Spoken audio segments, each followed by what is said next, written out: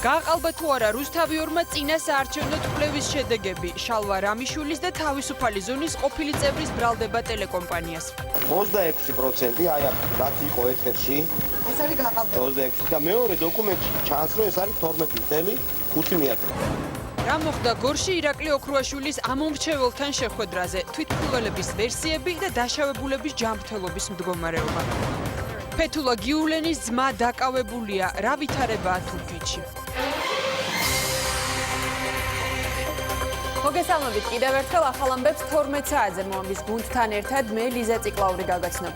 რუსთავიორის მიერ JFK-ის წინა საარჩევნო კვლევის შედეგის გაყალბებაზე საუბრობს შალვა რამიშვილი და თავისუფალი ზონის ყოფილი წევრი. ბესო კალაძე ამბობს, რომ მედიას საშუალებით გამოკითხვის შედეგების გამოქვეყნებამდე მას ორი განსხვავებული მონაცემი ჰქონდა. დოკუმენტები მან ნოტარიულად ჯერ კიდევ რუსთავიორის ეთერში გამოქვეყნებამდე დალუქა. აღნიშნულ მონაცემებს რამიშვილი და კალაძე დღეს გაასაჯაროებენ. ნოდარ ჩაჩუას ჩავთავთ ახლა მოამბის პირდაპირ ეთერში, რომელიც თემაზე მუშაობს. ნოდარ გისმენთ.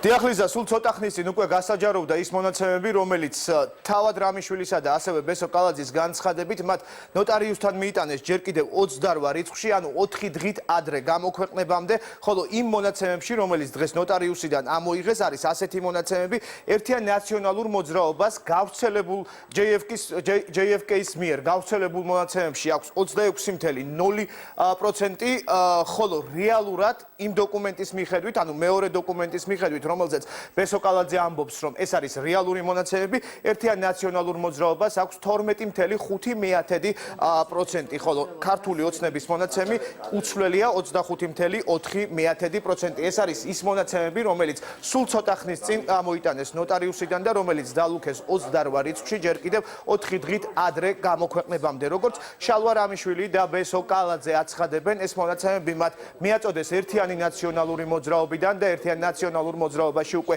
იცოდნენ იმის შესახებ, რომ აღნიშნული მონაცემები იქნებოდა გაყალბებული. აი ეს არის ორი მონაცემი, ორი ფურცელი. ორი ფურცელი. აქედან ერთ-ერთი არის ის, რაც გავიდა რუსთავიორის ეთერში და ეს კონვერტი დაბეჭდილია ეთერში გასვლამდე 4 დღით ადრე და მეორე არის სხვა მონაცემები. ეჭვი არის წერობს ესეთი, რომელიც უნდა დადასტურდეს და ლეგიტიმური ეჭვი არსებობს, რომ ის სხვა მონაცემები არის სწორი, ხოლო რუსთავიორის ეთერში გავიდა გაყალბება. 26% აი აქ რაც იყო ეთერში. ეს არის გაყალბება. 26 და მეორე დოკუმენტში ჩანს, რომ ეს არის 12.5. ქართული ოცნება ორევგან ერთ და იგივეა. 25.4. ამ სურათით ეს არ არის ჩემი ვერდიქტი, კვლევა არის გაყალბებული რამოდენიმე პარტიასთან მიმართებაში. მათ შორის ქართულ ოცნებასთან მიმართებაში არის გაყალბებული. უბრალოდ გაყალბებულია ერთიანი ნაციონალური მოძრაობის მონაცემი და რეალური მონაცემები არის სულ სხვა, ხოლო იმ ფურცელში იმ მონაცემებში რაც რუსთავიორმა გამოაქვეყნა, არის სულ სხვა მონაცემები. მე სამწუხაროდ ვერ დავასახელებ იმ პიროვნების სახელ და გვარს, ვინც მე მომაწოდა აი ამ კვლევების რეალური შედეგი და ის დოკუმენტაცია ასევე, რომლის გამოქვეყნებას აპირებდა ნაციონალური მოძრაობა, ანუ ეს იყო გაყალბებული ვარიანტი და მეორე ვარიანტი ნამდვილი, სადაც ბევრად განსხვავებული შედეგი იყო ნაციონალური მოძრაობის. როგორც თქვენ უკვე მოისმინეთ, თავად ბესო კალაძე არ ასახელებს იმ პირის ვინაობას, ვინც მიაწოდა აღნიშნული მონაცემები გამოქვეყნებამდე 4 დღით ადრე, შესაბამისად, ჯერჯერობით უცნობია იმ ადამიანის ვინაობა თუ ვინ გასცა აღნიშნული ინფორმაცია, ჯერჯერობით კომენტარი არ გაკეთებულა არც ტელეკომპანია რუსთავიორში, როგორც ჩვენთვის არის ცნობილი, განცხადება რუსთავიორში გაკეთდება დღის მეორე ნახევარში, აღნიშნულ საკითხთან დაკავშირებით შეფასებები გააკეთეს პოლიტიკურ სპექტრში, ქართულ ოცნებაში აცხადებენ, რომ მათ ისედაც ჰქონდათ ინფორმაცია იმასთან დაკავშირებით, რომ კომპანია JFK მონაცემებს აყალბებდა, ვინაიდან მათივე განცხადებით ყველა პარალელურ დათვალში ქართული ოცნება ლიდერობს, ერთიანი ნაციონალური მოძრაობა კი მათ რადიკალურად ჩამორჩებათ, რაც შეეხება დანარჩენ პოლიტიკურ პარტიებში, აცხადებენ, რომ მათ ისედაც არ ჯერათ ეგზიტ პოლების და რეალური შედეგი დადგება სწორედ 8 ოქტომბერს ერთიან ნაციონალურ მოძრაობაში კი ყველა ამ ფაქტს, რომელიც დღეს გავრცელდა გაყალბებულს და ასევე წინა საარჩევნო სპექტაკლს უწოდებენ. მე ძალიან ზოგადი ინფორმაცია მაქვს იმაზე თუ რა ისაუბრა რამიშვილმა შესაბამისად კომენტარის გაკეთება გამიჭირდება ჩვენ ვიცით რა არის რეალობა და აქედან გამომდინარე თამამად საუბრობთ იმაზე რომ რუსთავიორის მიერ გამოქვეყნებული კვლევის შედეგები არასახავს რეალობას, ის არის რადიკალურად ასთენილი სინამდვილეს. ჩვენ გვაქვს კვლევის შედეგები, გარდა ამისა ჩვენ სხვადასხვა ფორმით, სხვადასხვა მეთოდით ვახორციელებთ საარჩევნო ანალიზს, რაც იგანიშნებს ჩვენ იმაზე, რომ რამდენჯერმე უსწრებს ქართული ოცნება ნაციონალურ მოძრაობას რეიტინგში, ეს დადასტურდება საბოლოო ჯამში 8 ოქტომბერს. ესეთ ყლოუნადაზე სერიოზულ კომენტარს ვერც გავაკეთებ. 8 ოქტომბერს არის არჩევნები და ამ არჩევნებზე ქართული ხალხი იმ ვითარებიდან გამომდინარე, რაც შექმნილია ქვეყანაში.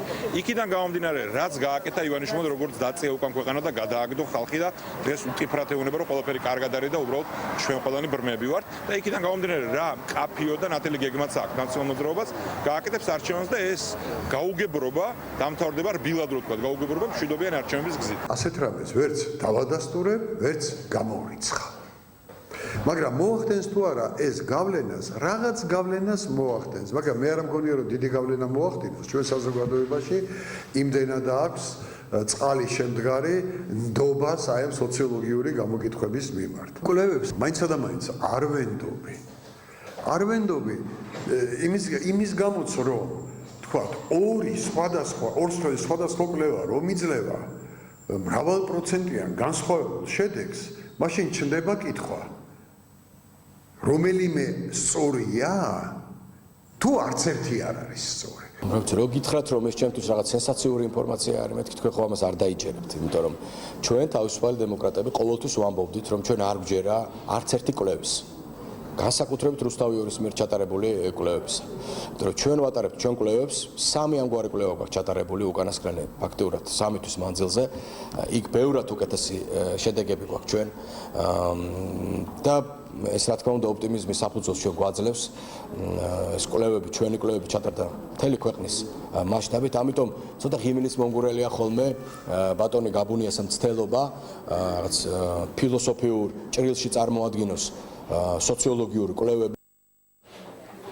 ასეთია პოლიტიკური შეფასებები ამ საკითხთან დაკავშირებით ჩვენ ვაგრძელებთ მუშაობას და ოდნავ მოგვიანებით, როგორც უკვე გითხარით, კომენტარი გაკეთება ასევე ტელეკომპანია რუსთავიორშიც, მისი დაკვეთითაც კომპანია JFK ახორციელებს თავად კვლევებს და ეს არ არის პირველი კვლევა, რომელიც გაავრცელა თავად JFK-მა, რომელიც თავად პოლიტიკურმა პარტიებმა ეჭქვეშ დააყენეს. ჩვენ ასევე მოვისმენთ სოციოლოგების შეფასებებსაც და ვიკითხავთ სოციოლოგების შეფასებებსაც, რომელსაც შემდეგ გამოშვებებში აუცილებლად შემოგთავაზებთ. დიდი მადლობა ნოდარ.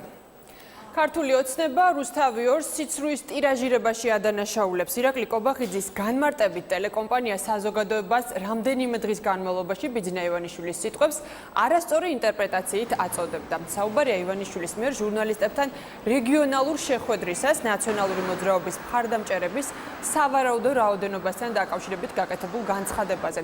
როგორც კობახიძე ამბობს, რუსთავი 2-მა ივანიშვილის სიტყვები ისე გადმოსცა, თითქოს ყოფილ სახელმწიფო პარტიას 30% უჭერს მხარს.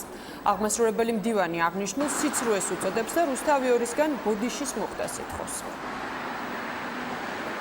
გაყავდა ბიძინა ივანიშვილის სიტყვები, ისე იყო წარმოჩენილი მისი სიტყვები, რომ თითქოს ის მიიჩნევდა, რომ ნაციონალურ მოძრაობას ჰქონდა 30%-იანი რეიტინგი, სინამდვილეში მთლიანად კონტექსტიდან იყო მოწყვეტილი ეს ყველაფერი. საუბარი იყო იმაზე, ბიძინა ივანიშვილის მხრიდან, რომ ნაციონალური მოძრაობის რეიტინგი მხარდაჭერა შეადგენს 150.000, 200.000 კაცს, 100%-ებში რო გადავიყვანოთ, არის ბევრად ნაკლები, ვიდრე 30%. სიტყვები არის გაყალბებული, მას არც ერთხელ არ უხსენებია, რომ ნაცმოძრაობას აქვს 30%-იანი რეიტინგი, რეალურად ნაცმოძრაობის რეიტინგი არის რამდენჯერმე ნაკლები 30%-იან მაჩვენებელს.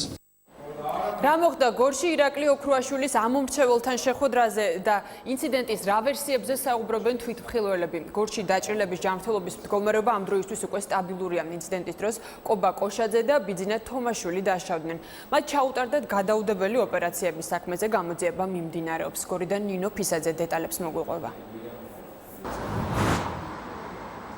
დიახ, გორში სადგურის დასახლებაში მომხდარი ინციდენტის დროს დაჭრილი კობა კოშაძისა და ბიძინა თომაშვილის ჯანმრთელობის მდგომარეობა ამ დროისთვის სტაბილურია. გვიან ღამით დასრულდა ქირურგიული ოპერაცია, რომელიც მათ გორის სამხედრო ჰოსპიტალში ჩაუტარდა და ექიმის განცხადებით მათ სიცოცხლეს საფრთხე არ ემუქრება. რაც შეეხება ირაკლი ოქრუაშვილს, მისი და მისი პარტიის წევრების დაკითხვა შიდა ქართლის სამხარეო დეპარტამენტში წუხელ გვიან ღამით დასრულდა, თუმცა დაკითხვის დეტალებზე ოქრუაშვილს კომენტარი ჟურნალისტებთან ამ დრომდე არ გაუკეთებია. შემთხვევის ადგილზე, იქ სადაც ინციდენტი მოხდა, ამ დროისთვის მოძრაობა მთლიანად აღდგენილია. გამთენიისას დასრულდა იქ საგამოძიებო სამუშაოები, თუმცა სამართალდამცავები შემთხვევის ადგილზე რჩებიან. სროლის ხმა კი გავიგეიდა. რა ვიცი, რომ გამოვედი უკვე დამთავრებული იყო ყველაფერი. მერე მოვიდა პოლიცია. ორივე პაციენტის ზოგადი მდგომარეობა ამიტებზე დამაკმაყოფილებელია, სტაბილურად არიან. აღენიშნებათ წინამხრის ძვლების ცეცხლსროლი ფრაგმენტოვანი მოტეხილობა. ჩატარებული აქვს ოპერაციული მკურნალობები. რაც შეეხება პირს, რომელმაც გასროლა მოახდინა, ის იდენტიფიცირებულია, თუმცა ამ დროისთვის არსებული ინფორმაციით ის დაკავებული არ არის. ეს ნინო ფისაძე იყო გორიდან. ირაკლი ოქრუაშვილმა საგამოძიებო უწყებას თავდამსხმელების შესახებ ინფორმაცია მიაწოდა. გორის მაჟორიტარი დეპუტატობის კანდიდატი საგამოძიებო უწყებაში გვიან ღამემდე იმყოფებოდა. პოლიციის შენობის დატოვების შემდეგ მას მედიასთან კომენტარი არ გაუკეთებიან. მაჟორიტარი დეპუტატობის კანდიდატს თავდაცვის ექს-მინისტრ ირაკლი ოქრუაშვილს ამ მომრჩეველთან შეხვედრის დროს ცეცხლი გუშინ გაუხსნეს. აღნიშნული ინფორმაცია მან თავად გაავრცელა.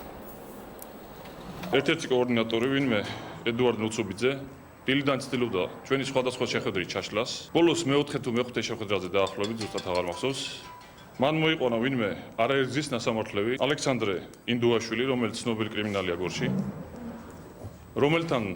რომელთასაც ჰქონდა სურვილი ასევე აერია ჩვენი ერთ-ერთი შეხვედრა.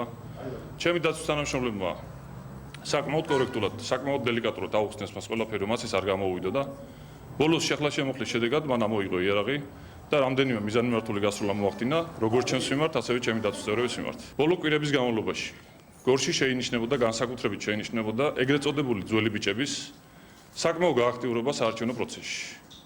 ამ ყველაფრის თავი და თავი გახლდათ კახაკალაძის ცოლის ძმა, რომელიც ორგანიზებას უკეთებდა აი ამ ბიჭების ამდაგარ აქტიურობას. მე ვაპირებ დაველოდო პოლიციის რეაგირებას.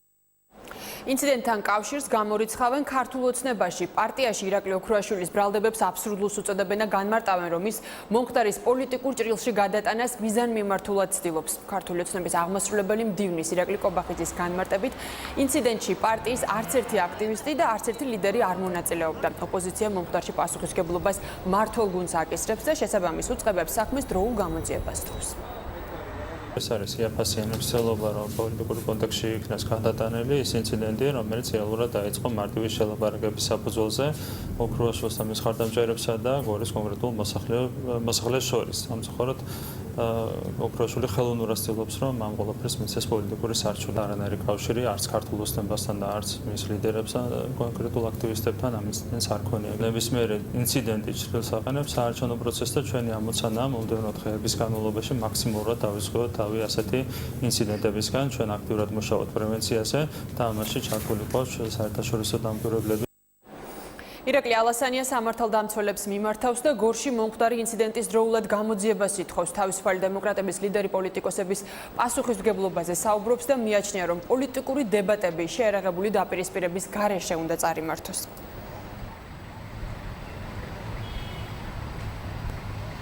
უმკაცრესად უნდა მოეთხოვოს სამართალდამცავ სტრუქტურებს, რომ უსწრაფესად დაადგინონ, ვინ იყო დამნაშავე, რატომ მოხდა ესეთი ფაქტი. მე მგონია, რომ ჩვენ მართლაც პასუხისმგებლობა გვაქვს საზოგადოების წინაშეც აღებული, რომ პოლიტიკური დებატები იყოს ცარიელი და სუფთა ზიზღის ენისგან, დაპირისპირებისგან, მით უმეტეს შეერაღებული დაპირისპირებისგან. ნაციონალური მოძრაობის წევრები 5 ოქტომბერს დაგეგმილ აქციასთან დაკავშირებით შინაგან საქმეთა სამინისტროში სამუშაო შეხვედრაზე იმყოფებიან. ოპოზიციური პარტიის წარმომადგენლების განცხადებით, აქციაზე უპრეცედენტო რაოდენობის ადამიანს ელოდებიან და საჭიროა უწყებასთან ორგანიზაციული დეტალები შეათანხმონ.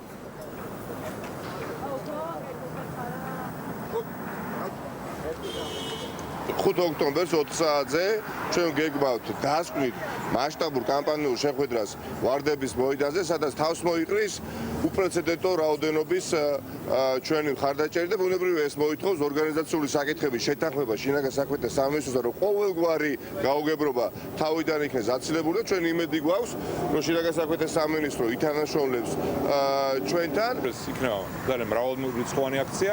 ეს აქცია ტარდება ივანიშვილის ხელისუფლების არჩევნების გზით შეცვლამდე რამოდენიმე დღით ადრე მნიშვნელოვანი აქცია და იმედს ვიტოვებთ, რომ შინაგან საქმეთა და ყველა უწყება რაიმე სისულელეს არ ჩაიდენს, რომ პრობლემები შეიქმნას და ამისთვის ვართ მოსულები, რომ შევამციროთ შანსები რამე სისულელების. ჩვენი ამოცანა რომ ყველაფერი იყოს მშვიდად, როგორც ყოველთვის ხდება ხოლმე ჩვენ მრავალრიცხოვან აქციებში. სამართლიანი არჩევნები მეოთხე შუალედურ ანგარიშს აქვეყნებს. კვლევა 2 სექტემბრიდან 1 ოქტომბრამდე პერიოდს მოიცავს.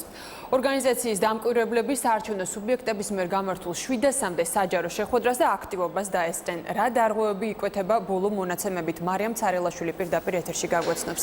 მარიამ, გისმენთ. ლიზა, ის დარღვევები, რაც დააფიქსირეს სამართლიანი არჩევნების მონიტორებმა, ასეთია, სულ გასულ თვეს გამოვლინდა სამსახურიდან სავარაუდოდ პოლიტიკური ნიშნით გათავისუფლების 3 ფაქტი, ზეწოლა მუქარის 11, ადმინისტრაციული რესურსის გამოყენების 12 შემთხვევა, კამპანიისთვის ხელი შეშლის 8, ფიზიკური დაპირისპირების 6, ამომრჩევლის სავარაუდოდ მოსყიდვის 4, პარტიული ოფისის დაზიანების 2 და სააგიტაციო მასალის დაზიანების 37 შემთხვევა. აქედან გამოვყოფ 3 მთავარ პრობლემას. პირველი ეს არის ადმინისტრაციული რესურსის გამოყენება, რაზეც თითქმის ყველა ადგილობრივი სადამკვირვებლო ორგანიზაცია საუბრობს. აქ ძირითადად საუბარია იმაზე, რომ ადგილობრივი თვითმმართველობები ადმინისტრაციულ რესურსს იყენებენ მმართველი პარტიის მხარდასაჭერად.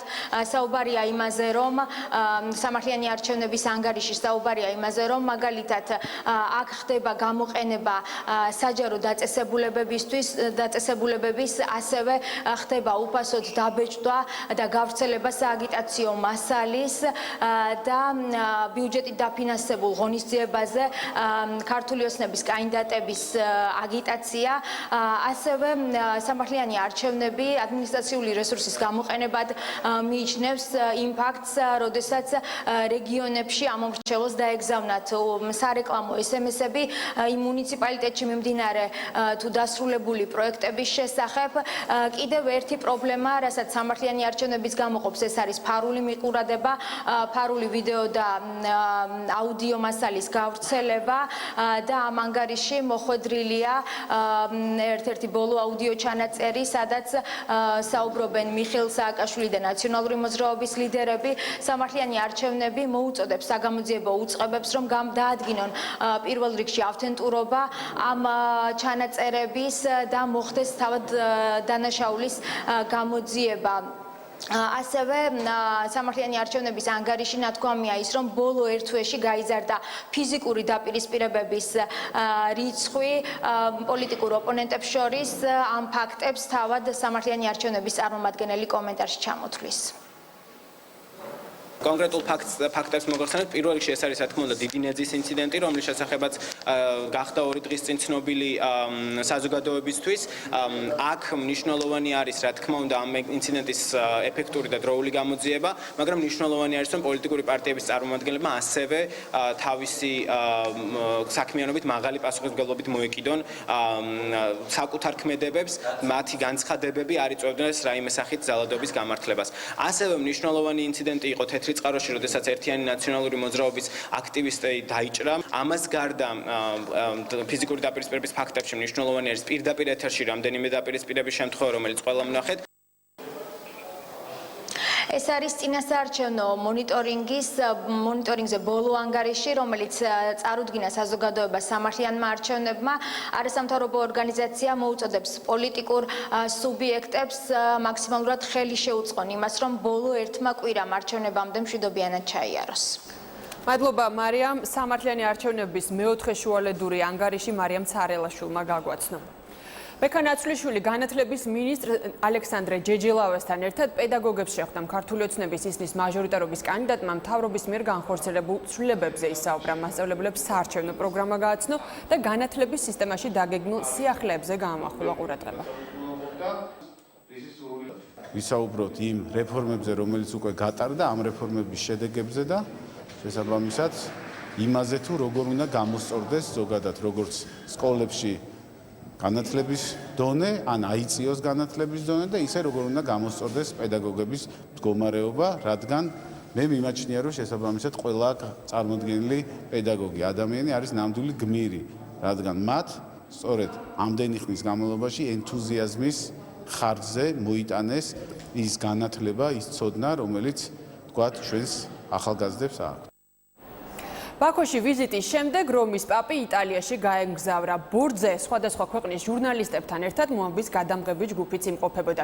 ბაქოსა და თბილისში ვიზიტის შთაბეჭდილებები რომის პაპმა მედიის წარმომადგენლებს გაუზიარა. ქეთი ქარდავა დეტალებით. თვითმფრინავში გამართულ პრესკონფერენციაზე რომის პაპმა დიდი სიყვარულით ისაუბრა ქართველი ხალხის და საქართველოს შესახებ. განსაკუთრებული ხაზი გაუსვა მის პატივისცემას საქართველოს პატრიარქის ილია მეორის მიმართ. მე მას დიდი მადლობა გადავუხადა საქართველოში სტუმრობისთვის, ასევე გადავეცი, რომ სოციალური ქსელებით ძალიან დიდი გამოხმაურება მოჰყვა. ფოტოს, რომელიც გადაღებულია რომის პაპის და ილია მეორის შეხვედრის დროს, როდესაც რომის პაპი ემთხვია საღვთელმთავრო გულსაკით ხატს.